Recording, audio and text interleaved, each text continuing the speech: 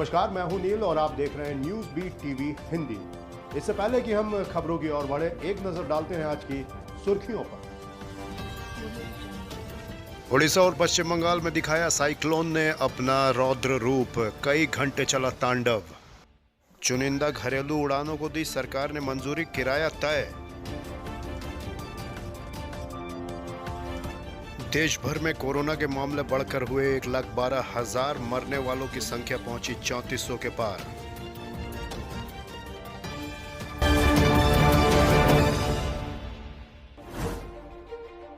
जश्न और उत्साह का शहर, देश की सांस्कृतिक राजधानी कोलकाता का है ये स्वरूप।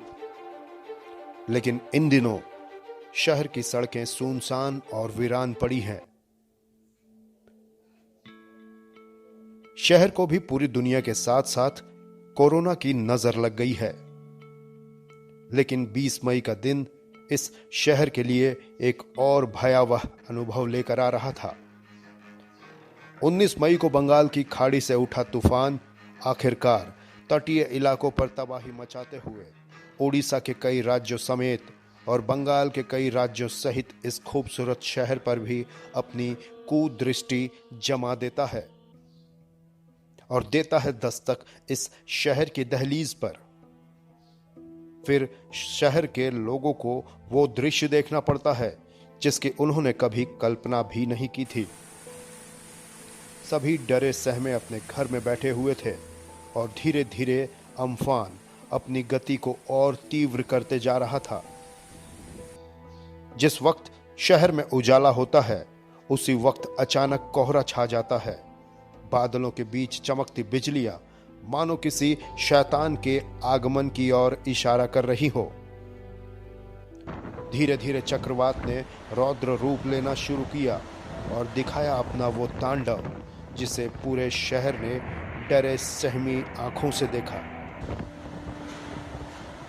थोड़ी ही देर में पूरा शहर निढाल होकर अपने घुटनों पर गिर पड़ा। आसमान से आई ये प्राकृतिक आपदा शहर के लोगों के लिए एक भयानक अनुभव लेकर आई थी। हालांकि एनडीआरएफ की टीम और राज्य सरकारों की ओर से मुस्तैद सुरक्षा बलों ने कमानें संभाल रखी थी, लेकिन प्रकृति की मार इस बार बहुत भयानक थी और उसकी लाठी में आवाज भी थी। जहां एक तरफ कोरोना से लड़ाई की जद्दोजहद में शहर पहले से ही अधमरा था, साइक्लोन ने उसे और भी मरने पर मजबूर कर दिया। उड़ीसा के कई राज्यों सहित बंगाल के बाहरी इलाकों में तबाही का मंजर बहुत ही भयानक है। लेकिन चाहे वो आतंकी हमला हो या कोई महामारी या फिर प्रकृति की तरफ से फैलाई गई त्रासदी, हमें भी अब इससे लड़ने की आदत हो चुकी है। सिर्फ 2 राज्य ही नहीं, पूरा भारतवर्ष फिर से अपने पैरों पर खड़ा होगा। अपनी हार न मानने वाली आदत से मजबूर सभी लोग जनजीवन को पुनः पटरी पर लेकर लौटेंगे और इसके लिए हम सभी तत्पर तैयार हैं। पुलिस, सुरक्षा बलों, डॉक्टर्स, नर्स, महामारी और प्राकृतिक आपदा से लड़ रहे इन वॉरियर्स को देश सलाम करता है।